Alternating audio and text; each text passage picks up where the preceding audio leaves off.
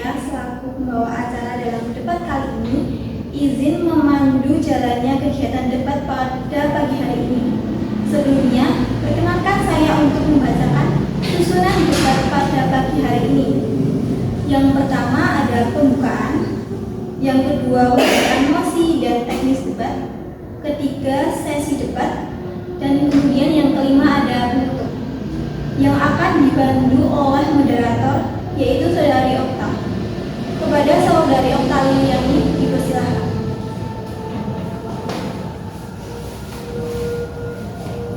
Terima kasih kepada MC yang telah memberikan kesempatan kepada saya untuk memandu debat pada pagi hari ini. Selamat pagi dan salam sejahtera bagi kita semua. Saya, Okta Liliani, akan memandu jalannya debat dengan mosi kenaikan upah minimum 6,5% yang dicanangkan oleh Presiden Prabowo. Sebelum memulai debat, saya akan membacakan tata tertib debat sebagai berikut. Yang pertama, debat ini diikuti oleh dua tim, yaitu tim pro dan tim kontra. Yang kedua, tim pro akan membuka sesi dengan menyampaikan argumentasi untuk terhadap topik yang akan diwakili oleh pembicara satu dari tim tersebut. Tim kontra akan diberikan waktu untuk memberikan komentar atas argumentasi tim pro. Tim kontra mendapat waktu untuk memberikan tanggapan komentar ini bisa berupa sanggahan, dukungan, atau pertanyaan, namun tetap dalam batas-batas kesopanan. Jika argumentasi yang disampaikan melebihi batas waktu yang telah ditentukan, maka bagian yang melebihi waktu tidak akan dicatat atau diperhitungkan. Baiklah, kita akan mulai dari perkenalan tim. Kepada tim pro, silakan untuk memperkenalkan diri kalian. Perkenalkan, nama saya Arya Dewi dari tim pembicara 1 tim pro. Perkenalkan, saya Dewi dari pembicara 2 dari tim pro. Perkenalkan, nama saya Tonu Atika, pembicara 3 dari tim pro. Dan di sebelah kiri saya ini ada tim kontra. Kepada tim kontra, saya persilakan. Perkenalkan, saya Izanur Sabila sebagai pembicara 1 tim kontra. Perkenalkan, saya Nabila Lestari sebagai pembicara 2 tim kontra. Saya Adrina Maharani sebagai pembicara 3 dari tim kontra. Oke, kita sudah melakukan perkenalan dan debat bahasa Indonesia dengan mosi kenaikan upah minimum 6,5% akan segera dimulai. Kami persilakan kedua tim untuk menyampaikan argumennya. Waktu dan tempat saya persilakan. Baik, terima kasih kepada moderator, Dewan Juri, dan tim kontra yang telah memberikan kesempatan kepada kami untuk menyampaikan pendapat kami. Baik, saya dari tim Pro 1 setuju dengan adanya kenaikan upah buruh sebesar 6,5% ini karena dapat meningkatkan kualitas hidup pekerja. Sebagai contoh, dengan adanya kenaikan upah ini tentu akan membuat seseorang menjadi lebih sejahtera hidupnya, baik dari biaya hidup sehari-hari bahkan biaya pendidikan untuk anak-anak ke depan pun menjadi lebih terencana dan tertata dibandingkan sebelumnya. Dimulai dari perubahan biaya hidup sehari-hari. Adanya kenaikan upah ini memungkinkan seseorang untuk bisa menikmati makanan enak dan bergizi dibandingkan dengan upah sebelumnya yang mungkin untuk membeli makanan pun masih kurang karena harus dibagi dengan kebutuhan pokok lain seperti sembako, listrik, air, dan lain sebagainya. Akan tetapi, adanya kenaikan upah ini tentunya membuat seseorang lebih bisa mencukupi kebutuhan pokok dengan baik tanpa adanya kekurangan yang tergolong cukup banyak. Yang kedua, adanya kenaikan upah ini memungkinkan seseorang untuk menginvestasikan sebagian uangnya untuk biaya pendidikan anak dan kesehatan keluarga ke depan agar sang anak mendapatkan pendidikan demi mewujudkan generasi cerdas dan lebih unggul serta jaminan kesehatan keluarga yang lebih layak. Selain itu, adanya kenaikan upah ini membuat sebagian besar orang menjadi lebih semangat dan produktif dalam bekerja. Hal ini memungkinkan adanya perasaan bahwa gaji yang diberikan sudah sesuai dengan tenaga yang dikeluarkan sehingga rasa semangat bekerja pun lebih meningkat dibandingkan sebelum kenaikan upah. Saya tidak setuju dengan argumen yang disampaikan oleh pembicara 1 tim pro karena meskipun kenaikan upah buruh sebesar 6,5% tanpa memberikan dampak positif, namun kenyataannya belum tentu dirasakan secara merata oleh semua pekerja. Kenaikan tersebut sering tidak mampu mengimbangi laju inflasi sehingga daya beli pekerja tetap saja stagnan atau terhenti. Selain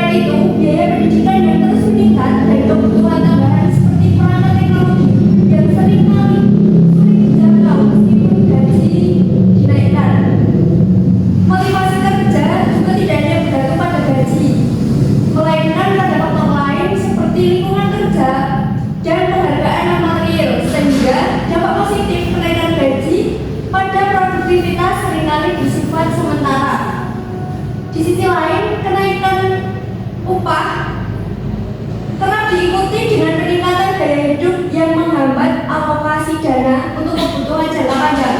Selain itu, tidak semua pekerja, terutama di sektor informal atau UMKM, mendapatkan kenaikan yang sama, sehingga kesenjangan tersebut tetap ada. Oleh karena itu, kenaikan upah tidak selalu menjamin peningkatan kualitas hidup secara signifikan dan berkelanjutan.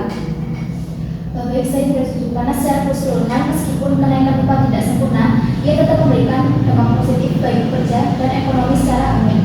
Jika dilihat dalam konteks yang lebih luas dan diimbangi dengan kebijakan lainnya, sehingga berdasarkan apa yang telah berbicara satu tim pro Jakarta bahwa dengan adanya kenaikan upah guru sebesar 6,5%, nantinya itu dapat meningkatkan kualitas hidup pekerja, memungkinkan seorang untuk berinvestasi, misalnya untuk biaya pendidikan anak di masa depan. Dan dengan kenaikan upah ini juga dapat meningkatkan angka produktivitas bagi pekerja.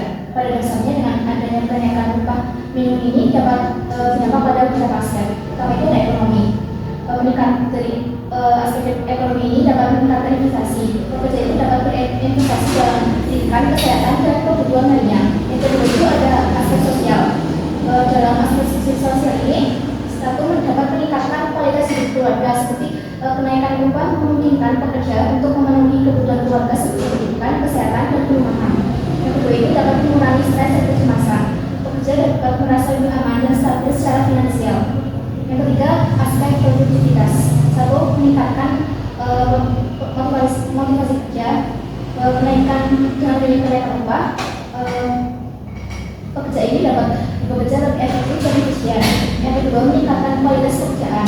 Pekerja itu dapat fokus pada pekerjaan tanpa khawatir tentang kebutuhan finansial. Yang terakhir itu ada aspek pendidikan.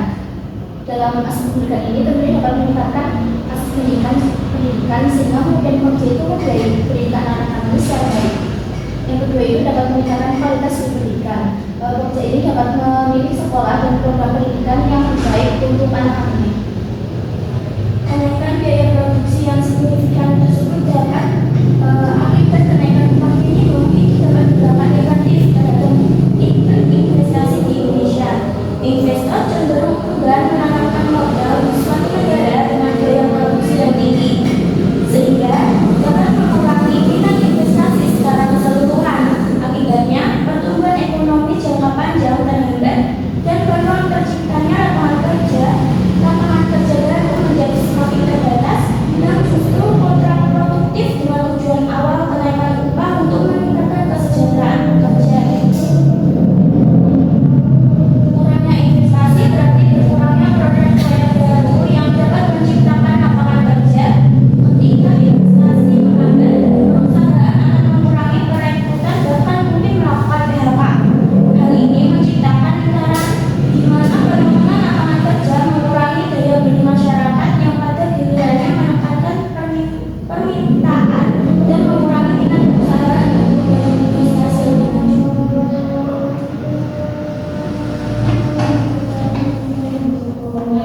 Oke, terima kasih kepada kedua tim.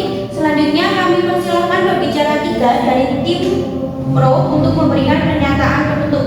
Waktu dan tempat dipersilakan. Saya tetap mendukung kenaikan upah guru sebesar 6,5% karena manfaatnya yang besar dalam menciptakan keseimbangan sosial dan ekonomi serta meningkatkan kesejahteraan masyarakat secara menyeluruh. Buktinya menciptakan keseimbangan sosial dan ekonomi. Kenaikan upah guru tidak hanya membantu pekerja, tetapi juga mendorong daya beli masyarakat. Dengan daya beli masyarakat yang meningkat, konsumsi barang dan jasa juga akan naik, sehingga perekonomian menjadi lebih aktif. Selain itu, peningkatan aktivitas ekonomi dapat membuka peluang kerja baru. Langkah ini juga membantu mengurangi kesenjangan sosial dan ekonomi, karena lebih banyak orang memiliki kesempatan untuk hidup layak. Yang kedua, mengurangi kemiskinan dan meningkatkan kesehatan. Upah yang lebih tinggi bisa menjadi solusi untuk menurunkan angka kemiskinan. Dengan penghasilan yang mencukupi, kerja dapat memenuhi kebutuhan sehari-hari serta memperoleh layanan kesehatan yang lebih baik. Hal ini secara langsung mendukung terciptanya masyarakat yang lebih sehat dan produktif. Yang ketiga, mendukung pendidikan generasi mendatang. Kenaikan upah memungkinkan keluarga pekerja untuk lebih fokus pada pendidikan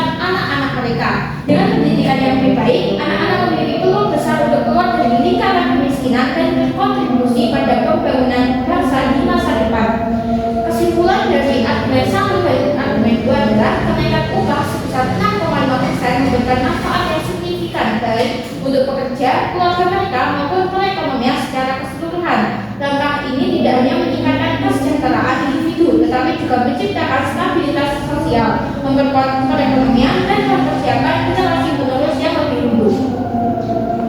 Baik, terima kasih atas tanggapannya. Kami dari tim kontra tetap tidak akan mendukung adanya kenaikan UMP sebesar 6,5 karena dari kenaikan tersebut akan menimbulkan masalah baru, yaitu beban ekonomi yang berat bagi perusahaan.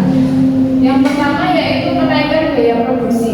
Kenaikan upah secara signifikan akan meningkatkan biaya produksi perusahaan. Hal ini dapat mengurangi profitabilitas terutama bagi usaha kecil dan menengah. Yang kedua yaitu ancaman pemutusan hubungan kerja atau PHK. Untuk mengimbangi kenaikan biaya produksi, perusahaan mungkin terpaksa melakukan efisiensi, salah satunya dengan mengurangi jumlah karyawan. Lalu yang ketiga yaitu penurunan daya saing. Kenaikan upah yang signifikan dapat mengurangi daya saing produk Indonesia di pasar global, terutama jika negara pesaing tidak melakukan kenaikan upah yang sama. Oleh karena itu kami dari tim kontra mendapatkan kesimpulan yaitu meskipun kenaikan upah memiliki banyak manfaat, penting untuk mempertimbangkan dampaknya secara menyeluruh. Kenaikan upah yang terlalu cepat dan tidak diimbangi dengan peningkatan produktivitas dapat menimbulkan masalah baru seperti yang sudah kami sebutkan tadi, yaitu inflasi, pengangguran, dan penurunan daya saing. Oleh karena itu perlu adanya keseimbangan antara kepentingan pekerja dan perusahaan serta pertimbangan terhadap kondisi ekonomi secara keseluruhan. Baik, sesi debat telah berakhir. Kepada Dewan Juri, kami persilakan untuk memberikan penilaian kepada masing-masing tim. Kami dan pembacaan persilakan. Saya minta lagi sebagai juri pertama, saya hanya menyampaikan kerjasama antara tim pro dan juga kontra sudah bagus, dan saya menyatakan kalau kita bisa tugas dalam pembahasan itu saja. Saya Amina Nisa Syafira sebagai juri kedua. Saya setuju dengan apa yang disampaikan oleh Dewan Juri pertama. Saya hanya ingin menambahkan agar intonasi yang disampaikan dalam menyampaikan argumen ini dapat lebih diperbaiki lagi. Baik, saya Alvina Karima Putri, Dewan Juri yang ketiga, akan menyampaikan kesimpulan dari Dewan Juri ke-1 dan Dewan Juri kedua. Sebelumnya, apresiasi kepada kedua tim pro dan kontra yang sudah bagus dalam menyampaikan argumen-argumennya. Kerjasama dari kedua tim sudah cukup baik, akan tetapi setiap anggota tim bisa lebih jelas dalam menjelaskan argumen, dan intonasi dalam penyampaiannya mungkin bisa diperbaiki lagi. Dan saya akan menambahkan dalam penyampaian argumen mungkin lebih diterapkan agar bisa dipahami. Terima kasih kepada Dewan Juri karena telah memberikan penilaian terhadap masing-masing tim. Para hadirin semua, kita telah mendengar berbagai pandangan, baik yang mendukung maupun yang menolak, masing-masing dengan argumen yang disampaikan. Dari perdebatan ini, kita dapat melihat betapa kompleksnya isu kenaikan upah minimum ini. Harapannya, diskusi ini dapat menjadi inspirasi untuk mendorong dialog yang kondusif dan kebijakan yang berpihak pada kepentingan bersama. Semoga keputusan yang diambil nanti benar-benar mampu mewujudkan kesejahteraan masyarakat tanpa mengabaikan stabilitas ekonomi bangsa. Demikianlah seluruh rangkaian debat pada pagi hari ini. Terima kasih atas partisipasi dan perhatian semua pihak. Acara saya kembalikan ke MC. Selamat pagi dan sampai jumpa pada diskusi-diskusi berikutnya.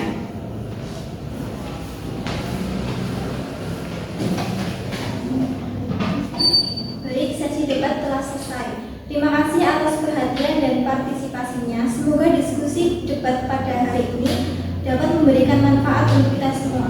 Saya Maria Putri Amelia, selaku pembawa acara mengucapkan sekian dan terima kasih. Wassalamualaikum warahmatullahi wabarakatuh. Waalaikumsalam.